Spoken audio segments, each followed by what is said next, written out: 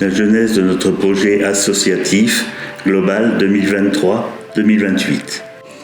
La genèse de notre projet part de l'évolution du regard et de la place donnée aux personnes en situation de handicap.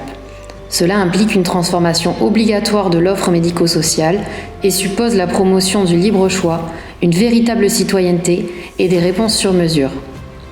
Mais pour cela, il nous faut d'abord repartir des fondamentaux, réaffirmer nos valeurs et retrouver du sens. Ce projet associatif global 2023-2028 est par conséquent la proposition d'une parenthèse dans l'histoire de l'association. La nécessité de repartir des fondamentaux, réaffirmer nos valeurs et retrouver du sens. C'est tout d'abord partir de notre histoire. L'association a été fondée en 1965 sur la base de ce premier acte militant de famille, unis pour trouver ensemble des solutions pour leurs enfants. C'est une véritable puissance collective, entendue et reconnue encore aujourd'hui. C'est aussi partir de notre identité, qui a été récemment traduite dans un nouvel acronyme. L'ADAPI se décline désormais par accompagner les différences vers l'autonomie par la participation, l'égalité et l'inclusion. Ce changement va dans le sens de l'histoire et de l'évolution de notre association. C'est encore partir de nos valeurs. Nos valeurs sont centrées tout d'abord sur la primauté de la personne. Cela veut dire pouvoir choisir et être vraiment acteur de son projet de vie, bénéficier d'un accompagnement issu des capacités et des désirs de chacun. Tout cela doit se faire dans le respect de l'histoire, de l'âge, des droits fondamentaux et des particularités de chaque personne. Nos valeurs, c'est aussi le respect de la laïcité, c'est-à-dire reconnaître le caractère universel et positif de la différence et s'assurer du respect de l'expression de tous dans leurs convictions philosophiques, politiques, morales ou religieuses. Nos valeurs, c'est encore la responsabilité sociale de l'organisation. En prenant notre place comme un acteur majeur dans l'économie sociale et solidaire locale et le développement durable. Nos valeurs, c'est enfin l'inclusion pour une accessibilité universelle. C'est garantir à la personne que le milieu ordinaire s'ajuste à ses attentes et à ses besoins. Et pour cela, il nous faut nous engager et militer afin que le projet de la société assure à l'ensemble de ses citoyens, qu'ils soient en situation de handicap ou non, une réelle accessibilité à tous les espaces sociaux, les écoles, les universités, les théâtres, les ateliers. C'est participer à l'ambition de co-construire avec tous et pour tous une société véritablement inclusive. C'est aussi partir de nos fondamentaux. C'est accompagner une grande diversité de handicaps. Historiquement, l'accompagnement de l'ADAPI était dédié au handicap intellectuel. Mais depuis la révision de nos statuts, nous avons élargi notre accompagnement à tous les types de handicaps. C'est aussi accompagner tout au long de la vie, ce qui veut dire anticiper les effets du vieillissement en apportant ou en créant des réponses adaptées et innovantes. Mais partir de nos fondamentaux nous oblige à nous interroger. Connaissons-nous réellement les personnes que nous accompagnons ? Que savons-nous de leur handicap ou de leur pathologie ? Faire connaître le handicap, c'est permettre de dépasser les a priori. La connaissance chasse la peur de l'inconnu et fait tomber les préjugés et les représentations. Mais alors, qu'est-ce que le handicap mental ? Longtemps associé à la trisomie 21, car repérable et bien identifié du grand public, le handicap mental n'est pourtant pas toujours visible, et les origines peuvent être d'ordre génétique, congénital ou accidentel. Repartons donc de ces bases et faisons donc connaissance avec quelques pathologies. Qu'est-ce que la trisomie 21 ? C'est une anomalie chromosomique portant sur le chromosome 21. L'accompagnement doit être précoce avec un besoin en socialisation important. On observe aujourd'hui une augmentation de l'espérance de vie. Qu'est-ce que le syndrome de l'X fragile ? C'est une maladie génétique rare portant sur une affection du chromosome X. Elle entraîne un déficit intellectuel léger à sévère, des troubles du langage et du comportement, une coordination motrice perturbée, une hypersensibilité et une anxiété sociale. L'accompagnement est centré sur les apprentissages et le développement des compétences. Qu'est-ce que l'autisme ? 700 000 personnes en France sont diagnostiquées avec un trouble du spectre autistique, selon l'INSERM. L'origine semble porter sur des anomalies anténatales du fonctionnement cérébral. L'autisme entraîne des difficultés pour communiquer et interagir socialement. des comportements atypiques, répétitifs, stéréotypés, des centres d'intérêt restreints et parfois des réactions sensorielles exacerbées. Un dépistage précoce est essentiel. Qu'est-ce que le syndrome de Williams-Burren ? C'est une maladie rare due à une anomalie génétique du chromosome 7. Elle entraîne des malformations cardiaques, une hypercalcémie infantile, un retard intellectuel léger à modéré, des caractéristiques physiques et comportementales et une hypersensibilité au bruit. On observe une très bonne mémoire auditive et visuelle, une interaction sociale forte et souvent des aptitudes musicales exacerbées. Qu'est-ce que le polyhandicap ? Il s'agit d'une multiplication des handicaps provoquant une déficience intellectuelle sévère ou profonde et des troubles moteurs et sensoriels. Les causes sont diverses. Elles peuvent être prénatales, malformations, AVC prénataux, périnatales, dont une partie liée à des souffrances fœtales ou de grande prématurité, ou encore postnatales, des traumatismes ou arrêts cardiaques. Une épilepsie associée est souvent fréquente. Qu'est-ce que le syndrome de Rett ? C'est une maladie génétique rare. C'est un syndrome évolutif qui progresse entre 0 et 10 ans. Il concerne principalement les filles. Il entraîne un polyhandicap avec des difficultés pour marcher, tenir ou saisir des objets. Qu'est-ce que le syndrome de Prader-Willi ? C'est une maladie génétique rare portant sur une anomalie du chromosome 15. On observe 2 phases évolutives successives, de 0 à 2 ans avec une hypotonie, puis après 2 ans, avec peu ou pas de satiété, des difficultés d'apprentissage et d'expression orale, des troubles psychologiques et comportementaux, un dysfonctionnement de l'hypothalamus, une forte instabilité émotionnelle, une immaturité affective ou encore des difficultés d'adaptation sociale. Un suivi pluridisciplinaire et personnalisé est nécessaire avec la mise en place d'un cadre précis et strict. Qu'est-ce qu'un trouble psychique ? Les origines sont soit pathologiques, soit liées à des accidents de la vie.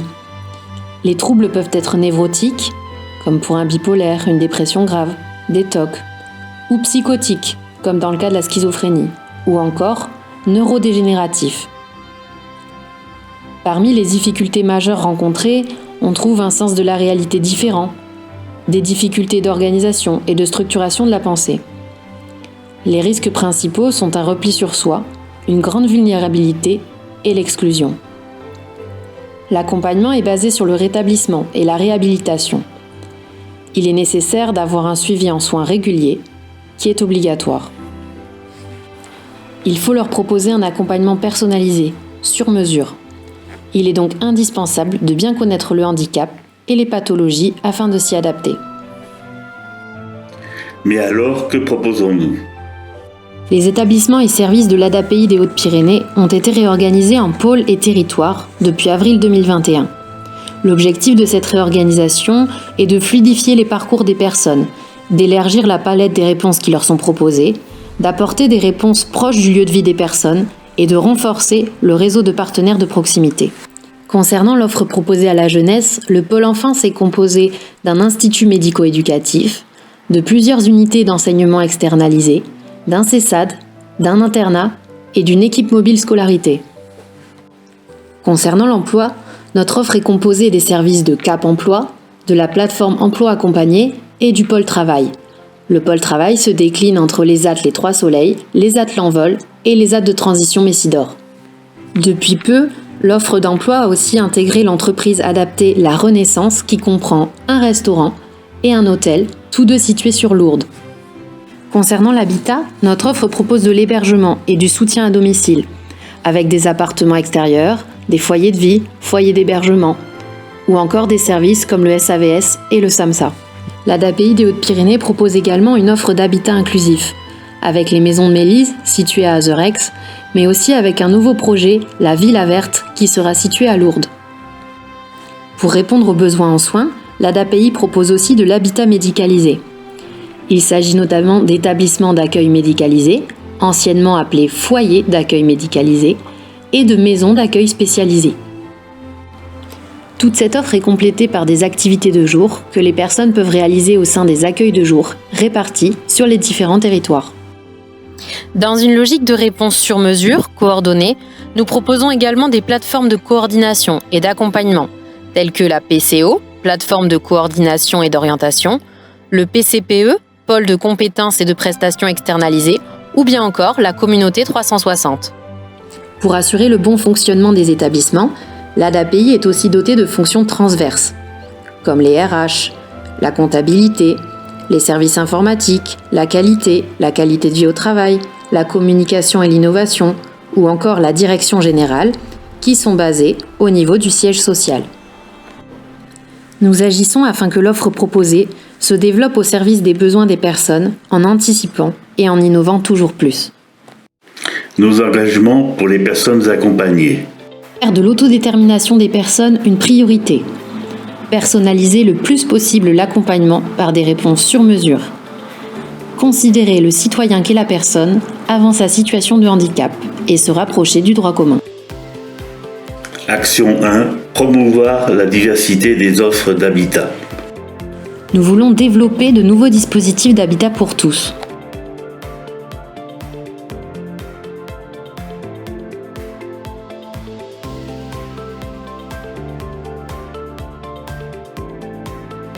Mais également faire de l'établissement un véritable chez-soi pour les personnes accompagnées.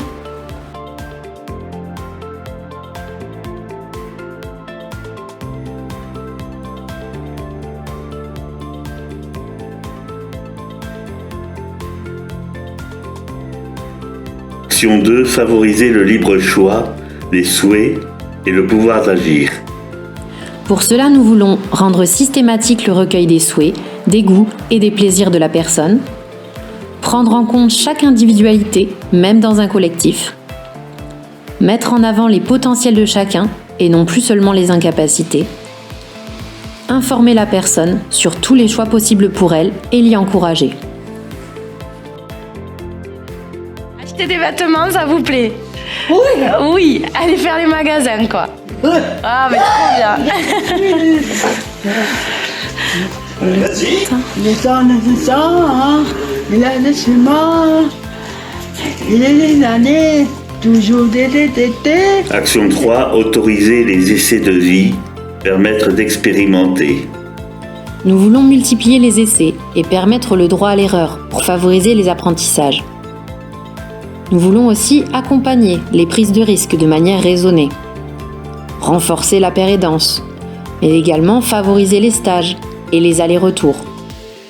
Nous voulons enfin rechercher des solutions alternatives et nous montrer créatifs dans les possibles pour les personnes que nous accompagnons.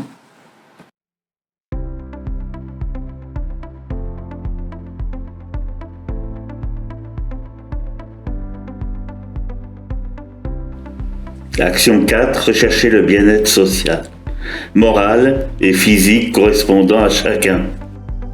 Nous voulons améliorer le bien-être social par des apprentissages, plus d'accessibilité, plus de participation aux commissions et aux groupes de travail associatifs ou encore plus d'interaction sociale.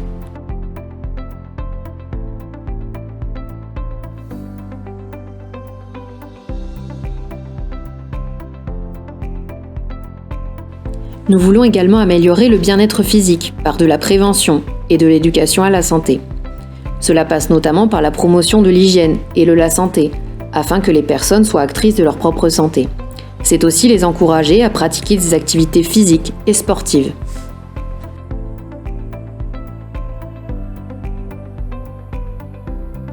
L'objectif est aussi d'améliorer le bien-être moral et de favoriser l'épanouissement personnel.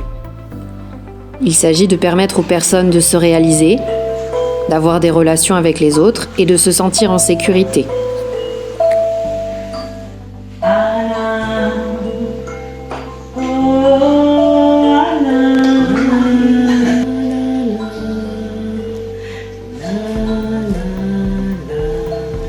Nous voulons aussi améliorer la fin de vie, avec plus de travail collaboratif avec les acteurs des soins palliatifs, en développant la formation professionnelle des salariés de l'ADAPI, mais également en intégrant un volet dédié à la fin de vie dans les projets de pôle et de territoire.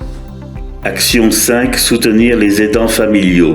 Nous voulons développer les solutions d'accueil, de soutien à domicile et de répit. Nous souhaitons aussi accompagner la fratrie, la famille, l'entourage dans la compréhension de leurs proches et dans la place qui lui est faite. Nous souhaitons enfin apporter une aide à la parentalité. Action 6. Solliciter les acteurs du droit commun. Pour cela, nous voulons prioriser les réponses de droit commun en première intention, comme le veut la loi. Faire évoluer l'offre vers des dispositifs inclusifs, mais aussi engager des partenariats avec tous les acteurs, dans le domaine de la scolarité, de la formation, de l'emploi, du logement, de la santé, du sport, des loisirs ou encore de la culture. Enfin, nous voulons mettre notre expertise médico-sociale au service des acteurs de droit commun. Notre vie associative. Une organisation au service du projet politique.